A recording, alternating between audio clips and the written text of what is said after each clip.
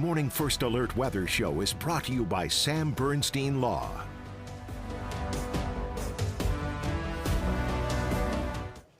Well, happy Monday, Mid-Michigan. I'm First Alert meteorologist Matthew Mondro here with your First Alert Weather Show, and going into today and this first week of March. In fact, hard to believe that it's March already. Well, we are tracking some pretty easygoing weather for today, and then we are tracking some more warmth on the way as well. Today will even be a little bit warmer than yesterday, and especially in the sun. The sun will kind of help to take that chill off. So overall, again, looking at some nice weather today, and then we have more 40s on the way, and then even some 50s on the way here within reach of the extended forecast too. So again, it looks like March is going to be starting off with a stretch of unseasonably warm weather. I know for a lot of you out there kind of ready for winter to be over, this as maybe a welcome sign here in the forecast. Well, let's start off taking a live look actually in Flint Township. There's I-75 at Miller Road. Just take a look at that. Beautiful start to the day. We've had plenty of sun all throughout the morning. The clear skies overnight did allow temperatures to fall down to the single digits for some of us up north this morning, but now nobody's sitting in the single digits. And from here, we'll continue with that sunshine from start to finish for today. Temps will only reach the mid-30s this afternoon, though. So I know mid-30s still maybe not totally what some would call warm, but at least the mid-30s that we're expecting here are still a bit warmer than what we had yesterday. In some cases, almost about 10 degrees warmer as well. But that wind is pretty light out of the south at just 5 to 10 miles per hour. There's a wider look at those high temps too. I do think a few spots like Midland or Elma or Owasso could reach 37 this afternoon. The average high for today is 37. So today is actually pretty much going to be an average day for the beginning of March as far as our temperatures go. And then again, we're only getting warmer from here as we go throughout the remainder of this week. So we have temps into the 40s starting tomorrow, and we should hold on to the mid 40s Tuesday, Wednesday, and Thursday. So you'll definitely notice some of this warmer weather starting to come in here as we go throughout the next couple of days for this week. I'm also pulling up our Facebook live stream too, so just in case you do have a comment or a question on the forecast, feel free to put it in there and I will see it here. Cherry Hetrick, good morning from Gladwin. Yeah, certainly warm weather on the way. I think a lot of us are kind of ready for the warm weather to come in too. But take a look at this. Friday, Saturday, and Sunday, we have more 50s in the forecast.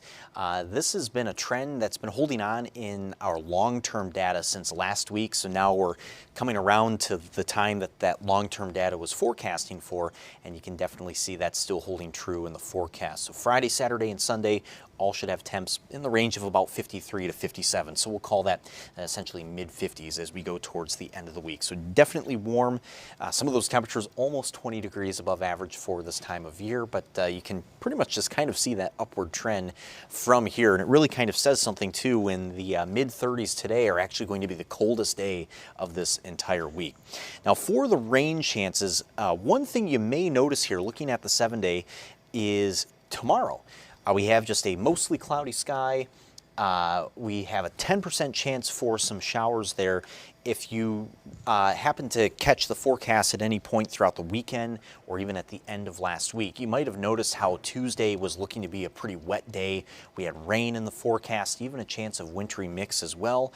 Well, at this point here, the wintry mix and the rain chance has pretty much gone away completely. So that system has made a very significant shift to the south. Really leaves us with only a stray shower in the afternoon tomorrow, but that chance is incredibly small, and I'll show you that in the hour by hour in just a moment too. So really, when do we see the next rain? It'd more so be Thursday, at least for the entire TV5 area. There is some possibility that late in the day, Wednesday, Flint and Fenton and Perry, some of our southern areas like those, could happen to see a little bit of rain trying to move in right before sundown. But realistically, most of the rain that we're tracking here in the forecast, that's going to be holding off until Thursday, and then also Friday night and Saturday as well. Well, let's take a peek at the hour by hour for that time frame. So let me go ahead and pull up the hour by hour going into tomorrow. And first, there we are today, all that sun in the hour by hour. Some cloud coverage does start to build up as we go into tonight, though, and tomorrow morning. So we do expect that mostly cloudy sky tomorrow. But that's at about 10 in the morning. notice that we're still dry at that time, and then even going towards the afternoon, you see this here, just a few specks suggesting maybe even some wintry mix still. I think we'll be a little bit warmer than that because temps should be able to reach the upper 30s to low 40s, but you see how really minuscule our chance of rain at this point is for tomorrow. So just a couple of specks there on the hour by hour. This is really, again, just a stark difference from what we had previously because it looked like we were going to take pretty much a direct hit from a soaking rain, at least with the way things had looked a couple of days ago. And as we go over into our Wednesday too, you see that conditions still staying pretty dry, a mix of sun and clouds here and there. And even this particular run of the hour by hour, which actually just came in about an hour ago, that's actually keeping any rain away from us on Wednesday. So I still think there may be some room for adjustment with those rain chances for particularly Wednesday and then possibly even into Thursday as well. But for right now, it does look like any sort of major chance of rain is holding off until later this week. Now, something else interesting to talk about here for tonight is the total lunar eclipse. You want to catch this at least if you're able to, and I'll say hopefully the weather ends up cooperating with us as well, because this is going to be, or at least we don't see another total lunar eclipse in our area until June 26th of 2029. So it is going to be a few years. We do have a number of partial eclipses though from now to that time as well. But total lunar eclipse, that'll be late tonight. You could essentially say early tomorrow morning. That partial eclipse will be starting at 4:50 in the morning, and then the total eclipse starts at 6:04 in the morning. The total eclipse should last for about an hour, essentially from 6 a.m. to 7 a.m. tomorrow morning. But one thing that we will be tracking is, again, that cloud coverage for tonight. So really hoping that the clouds can stay away just long enough here. So that's something that we'll be watching very closely throughout the rest of the day and as we go into this evening. If we do have a good clear view of the moon, though, we will be tracking that with our live cameras tomorrow morning on TV5 Wake Up as it happens. So again, fingers crossed that the forecast will cooperate for us, but just be warned that there are some clouds in the forecast, though, especially late tonight and going into tomorrow morning. But the eclipse is always cool to see. We have caught a couple of those on our live cameras before, especially during Wake Up, and you can always see that sort of red or that kind of rust-colored moon pretty easily as long as the clouds stay away. So again, hoping that the cloud coverage does cooperate for us here. Now, also with the warm weather we're tracking this week, it's kind of fitting that we have the time change coming up this upcoming weekend as well. We'll go ahead and take a quick break real quick, and then when we come back from the break, we'll talk more about the time change and what to expect in the long term as well.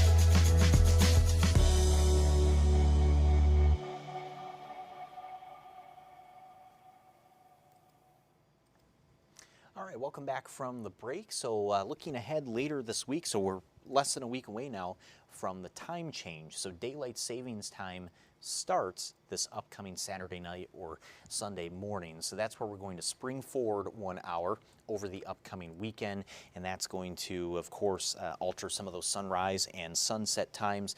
Now, we only lose that hour of sleep on Saturday night, at least technically there, but I know for some of us there is a little bit of an adjustment to just with that sunset starting to get a bit later again. But here's a look at the new sunrise and sunset times for this upcoming Sunday. That'll be March 8th.